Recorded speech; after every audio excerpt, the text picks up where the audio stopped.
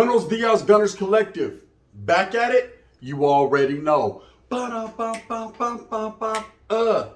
Here goes another one. Ba-da-ba-ba-ba. Yes, another one. Ba-da-ba-ba-ba. Gone! Another one. Bye-ya. Bye-ya. Bye-ya. What it is, you can tell by that thumbnail right there. Homeless, like a bomb, bomb, bomb. You know what I mean? Homeless, that's it. It's not a laughing matter because I went through it myself. You know, a lot of people lately, with what's been going on, seem to think that, you know, helping homeless people out or anything like that is a bad thing. It's not, because even me, myself, man, was in a situation where I was doing the homeless bone, right? Now, let me tell you guys something. I'm going to tell you a little story that I haven't really told, or I never told, but it's a situation that occurred to me. So in 2008, in Spencer Latina, con permiso, in a menudo style in direct fashion, we're going to put it out there. 2008, economy crashes.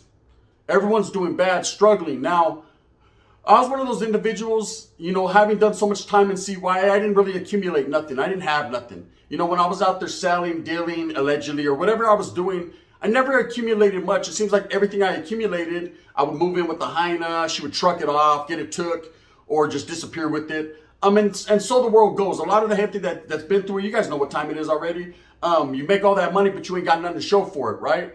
I wasn't smart enough, more intelligent enough to understand about investing or saving for my future. It was more about the here and now. I said, okay, let's party. I said, hundreds and fifties or big old titties. You already know what it was.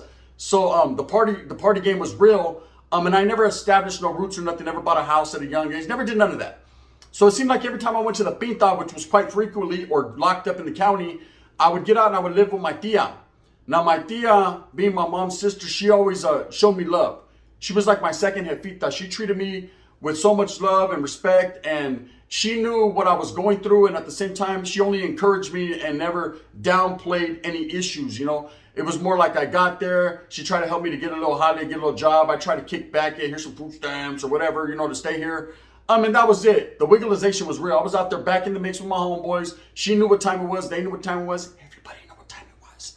Orale, right? Just getting it. You know, it's the lifestyle I was living. At that time, I had picked everybody was out the mix. They had moved out of state, doing their own thing. So that was my roots back to Merced. That was my roots back to the water, the hood. And that's what I did. So I'm locked up. I'm incarcerated. It's 2008. I'm sitting on the tail end of a 4-year term. And the economy crashes, right? I don't know if you guys remember, man. Banks were shutting down. People were losing their homes, their life savings. Well, my tia got caught up in that situation, you know, where they took a little bit of everything she had. And luckily, she was smart enough as a youngster to establish a rental property, meaning she, you know, her and my tío had bought a property, not in the ghetto, but in the barrio back in the days. And it seemed like they were having to go back that route. So just about the time that all this was going down, they were about to move back to their old pad. They had lost their new pad. The economy crashed. I was going to move in with them. You know, now you got to understand, this was a repeat thing. I was going around and you got me going in circles. It was kind of an over and over thing. My life was in flux. So I would get locked up, come out, live with them for a few minutes, get locked up, come out. It was the same old thing. So I expected it to be the same thing again, but no. Oh, hell no. Right? Things were about to change. And then I got the pen. I thought I was going to live with them. They told me, you're on your own, friend. What? Right? Straight up. Oh, hell no. I'm on my own. So I get out. And I'm thinking everything's cool. My tío sit me down, and my other tío, you know, who I speak out a lot, he was living there too, and was like, hey, you guys are on your own, man. We can't be looking out for grown men anymore. And I understood, man, and I'm here to tell you, you know, that was probably one of the best things they done, because it really showed me, not that I was on my own in life, but it was time to get my act together. It was time to be a man. It's time to do my thing. That's it. For myself and for my children. You know, I had children. I was trying to do it. You know, I mean, I was like, all right, let me see. Torta over here. Torta Monday. We got 2 tortas on Tuesday. I'm going to go see my kid on Wednesday. On Thursday, it's going to be a day for me only. I'm going to eat Jack in the Box and Jack off. And on Friday, you know what I mean? I had a whole lineup of what I was going to do. I'm going to gangbang on Friday. From Friday to Sunday, it's gangbang days. Just wasn't going to happen, right? So my tia and them, they sat me down and they told me, hey, it's time for you to do your own thing. You know, we want to do our own thing now. We're getting older and we just want to live, and we just went through some traumatic, you know, stuff, losing our life savings, and let's just put it like this, you get out, puto. I said, all right, I guess, right? And I remember it was Thanksgiving. And they had told me, it was around Thanksgiving time, and they had told me, hey, we're going to go visit our son in San Diego. He was at the university, my primo, who was ultimately became a doctor. Shout out to my prims. They were going to go visit him for the holiday weekend. And when they got back, they didn't expect to see my ugly face. So I had a couple of days to figure it out. I had the key to lock up, and then I was going to get on down the yellow brick road like Dorothy, right? And Toto. But I didn't even have a Toto. I was doing bad. Anyway, so I'm chilling right there, and I called one of my primos, who's a Southsider, Randy from Maytown, right? Call him, what's up, primo? He's like, what's up? Happy Thanksgiving, ese. What you doing? This is soul. I said, hey, what? Okay. And the north fashion was handed. He said, what you doing today? I said, just kicking back. I'm at my tia's. You know, he's from the other side of the family. He's like, was that right? He was like, what do you got going on today? What you guys got going on? You know, it's Thanksgiving. I said, I'm about to hit the taco truck, give me a big old burrito. He said, what you mean a burrito? For it's Thanksgiving. You're going to get you a little favo? Little turkey? I said, I might get a turkey taco. I don't know. I can't call it like an alcoholic. One thing I know for sure is I'm on my own. It's it, like Michael McDonald and Patti LaBelle. And he was like, nah, hell nah. You ain't never on your own. You're my primo. Come to the pad. My old lady's getting down. You can come over here and chill. And so I get there. Sue's like, you don't understand, primo. They kicked me out. And I don't even know we're going to stay here. No, my old lady said, no. Well, fuck, eh? What am I going to do? What am I going to do? Well, he had a next door neighbor. And we transitioned from Thanksgiving there to go partying at his neighbors. And oh my, guess who walks in? My future baby mama, you know? She walked in and two things were on my mind. Boom. Oh, hell no, I'm trying to hit that, right? That's the first thing. You know, I'm a man. Forgot about all the homelessness and where am I going to go tomorrow. None of that mattered. You know, that ass has gotten fatter. And that's what I was thinking about. But at the same time, I was like, if I could somehow harness her power, then great Scots, Marty, we can get out of here, right? I'm going to get that, right? So sure enough, it worked out for me.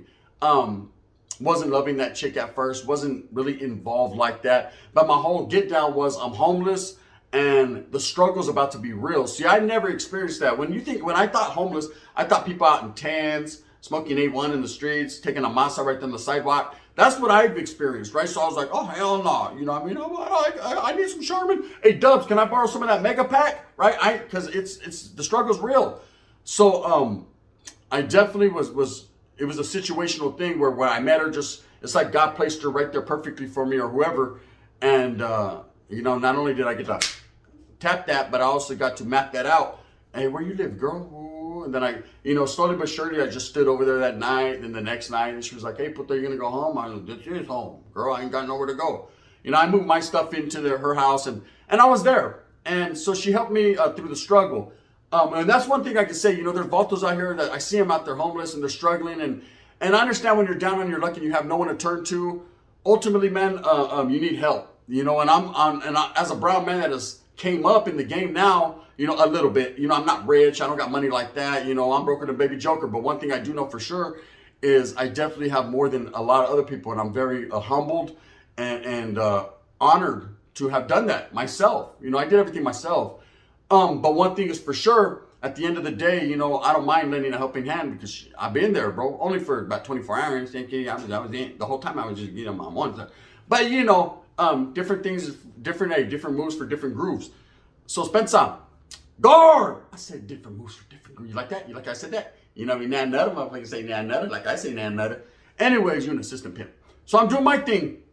And I remember moving in with her. And everything was good, you know. Eventually, over time, the love word came up. You know, she got pregnant with my daughter, and it was good. You know, I found me a job, kind of got up out the streets, gang banging. You know, I still was in the mix, but not necessarily as much. But you know, I would get back and forth in the mix, you know, depending on what homeboy called me, what needed to be done, allegedly, right? And so I was just doing my thing, living my best life, or you know, my medium life. It wasn't the best. It wasn't extra large. I wasn't living double XL, but I was living, you know, medium. But hey, it was enough for me. We ended up moving back from Levos because it was in Livingston that we were at. We lived in Levos for a couple years.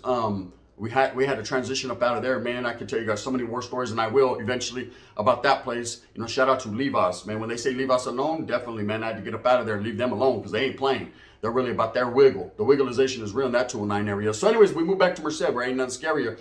And we moved right in the bottom in the hood. I'm talking about this house was created by roaches. Bisons didn't even build this house. Roaches did, right? It was roach infested and not the best place to live in, right off 13th Street in the hood. But it was what it was. You know, at least we had our own pad and we were living. We were trying to do the best we can on a basic budget.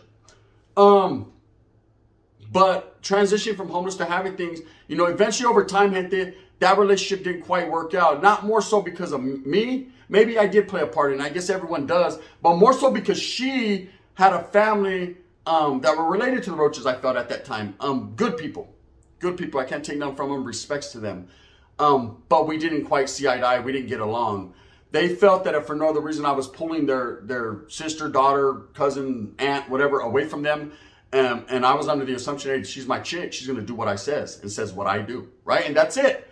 And so we didn't see eye to eye. So there was confliction there. There was a conflict and interest there. Interesting being that, hey, I'm doing me, yes, and I don't care what you guys have to say. And they weren't feeling it. And there were several scuffles, fights, arguments, things of that nature. It just didn't work out for the benefit of everyone. And eventually over time, she became bitter towards me. I became way bitter towards her.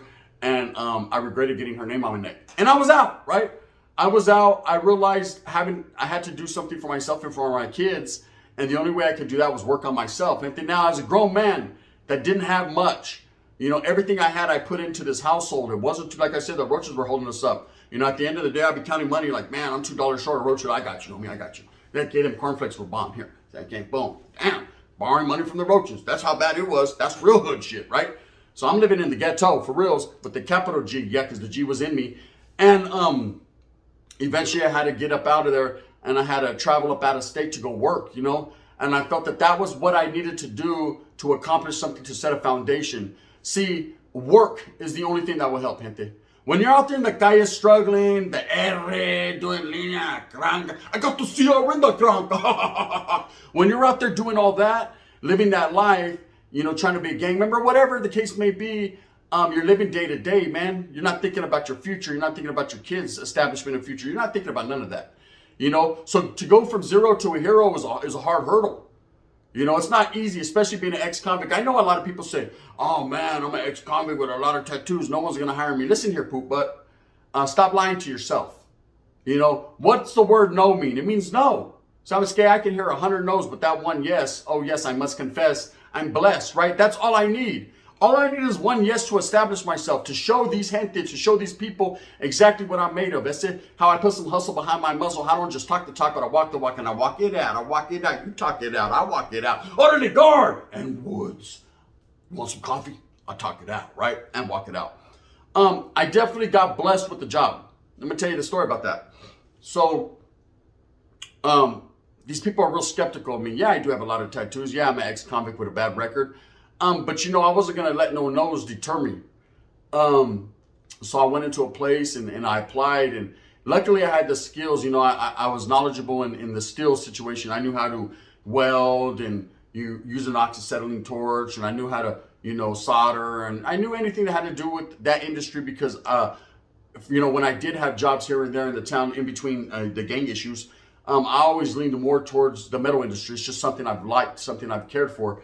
And that was the greatest thing I could have ever done, was getting, what do they call it? Not a career. It's like, how do you say it? You guys know what I'm talking about. I got a trade, that's it, right? No, I don't want to trade for nothing, right? But I got a trade, and I definitely applied it, and the skills I had, these people couldn't deny. Okay, Devalta does know his stuff. He knows how to set up the machine, the máquinas y todo, man. And I was able to start making some real money. When I wear all these Jordans, this jewelry, these cookie shirts, these pirates hats, these computers, these mics, everything, a lot of people judge me. Oh, you're getting that real YouTube money now. Oh, you done sold dope and you done did this. Nah, everything I broke my back for, man. I used to get home after working 16 hours a day and my back just wanted to give out. My back gave out several times. Worked. Till I couldn't work no more. I couldn't even spell it no more. I was too tired. I had a baby's mama that used to tell me, all you do is come to my pad and sleep.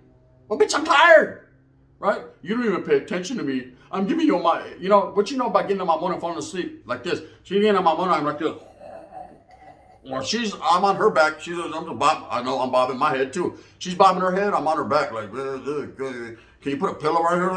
You know what I mean? That's how bad it was. But that's how you're able to accumulate. That's how you're able to set your roots. That's how you're able to get everything. When people tell me, hey man, the struggle is real, I do what I can to help them. You know, but I can't give you none but advice because you're still young. You're still young. You're going to get it like me one of these days. But until then, you know what you got to do? You got to get out of here with the alley cat, co-rat, hush pup, crunky. I saw you with because you dismissed. I can't do nothing for you. I can't go out there and work for the 15, 16 hours for you. I can only tell you that it does work. Okay? The chemistry, the curriculum, the recipe that I've developed and a lot of other people have for myself worked for me, and I'm sure it'll work for you. Don't take no for an answer. Be humble. You know, be gracious. Appreciate the little things you have. Saskia, you know how it feels to open up the refrigerator and a steak falls out? Saskia, I'm just happy something falls out for it because there's too much in. You know, when I open the door and nothing falls out, I said, we don't have enough. You know, I need to go out there and hustle. That's just how it is. You know, people say, oh man, you're a real grinder. You grind on this YouTube stuff. It's not about being a grinder. It's about a reminder to the day that I was homeless, to the day I had nothing. Now, I didn't experience like some people have experienced, you know, really being out there, like I said, doing a caca on the sidewalk. You know, I never really experienced that. And personally, gracias, you know, I mean, oh, you did that for me. I can't be mad at you. Would, right? I won. But it was that close. You know, I was that close. If someone wasn't placed in my life, that's why I appreciate the baby mama, no matter what, if she don't like me or whatever we go through, you know, in life. Because, you know, once you have a kid with them, you're stuck with them forever. Not like that, but like, I don't know, to a degree, but you know what I mean? To the highest. The wind blew, definitely. But I respect her because I understand that she was there for me when no one else was. I've been through some changes. You know, I'm not just this happy-go-lucky guy with a smile on my face all the time. I am happy, but it's not because of anything other than the hard work that I put in to be able to establish this smile. You know, it was a frown. I say I had to turn it upside down and knock a crown, you know, and boom, heavy as the head that wears it. Because at the end of the day, I swear it that you will not have nothing if you want to be lazy. If you're rolling up out of bed at 1 o'clock in the afternoon, talk about, that was a bad torta last night, huh? Well, guess what? You're going to have a bigger one and a bigger one until eventually you can't pick her up no more. There's going to be bigger and bigger ones in your life. You're never going to go smaller and thinner and thicker and who's quicker. You're never going to get none of that. You're going to keep elevating your status throughout life like that. You're going to get incarcerated and all that because you have too much time on your hands. I said, get a good holiday. You know, go out there and do what anyone can. Just because you're an ex-convict and you've been through a lot. You know, you got people like Duz, man, did 24 years, got out, got straight to it, got straight to work. It can happen for anyone. That's it. You got to make it happen though. Nothing in life is given free. Nothing. Now you got to understand with this Johnny situation, and I want to bring that up just one more time for your mind so you can shine. You know, we did, myself, Dubs, and a lot of the gente men help him out. And it's because if you ain't never had no one do it for you, then you don't understand. To be able to do something like that is a blessing. A blessing. You know, it's not about views. It's not about YouTube at the end of the day. It's not about how we look or, you know, got the game shook or are you a Kelly Crook? It's nothing about that. It's about the opportunity to do something that I never thought I would do. That wasn't done for me. You understand? Because it wasn't done for me makes me want to do it even more. You know, I understand there's some individuals like, hey, no one ever did nothing for me. I ain't going to do nothing for that. It's bitter, Holmes. Get the bitter beer face out your mouth. You're looking like this. Get it up out your mouth, right? What you really should thinking about is a brown brother in need, man. And if you're able to do that, man, that means you've elevated yourself to another level. Not necessarily having money, because he got more than I made this week, right? But it's definitely elevated my status in my mind, my heart, how I feel to the next level. And lets me know that, man, you know, you did that. If I die tomorrow, I know that I brought a smile to someone's face who didn't even know me like that, doesn't know me like that. Anyways, that's my story about being a homeless gang member, man, not really having nothing to what I have now, which isn't much, but it's a lot more than I ever had. And I appreciate each and every day that I live. And, you know, I'm able to put food in my kids' mouth. I'm able to bless them with the small things. Not all the time. You know, if I have it, I have it. If I don't, I don't. Then we struggle together. But there's going to be more good times than bad times. With that being said, I hope that you move forward with a purpose. Hope that you guys get everything that you want coming to you, man. Is it inspirational? I don't know. Guess it's inspirational day. I said, you know, but at the end of the day, it's going to be what it is. It's just another day.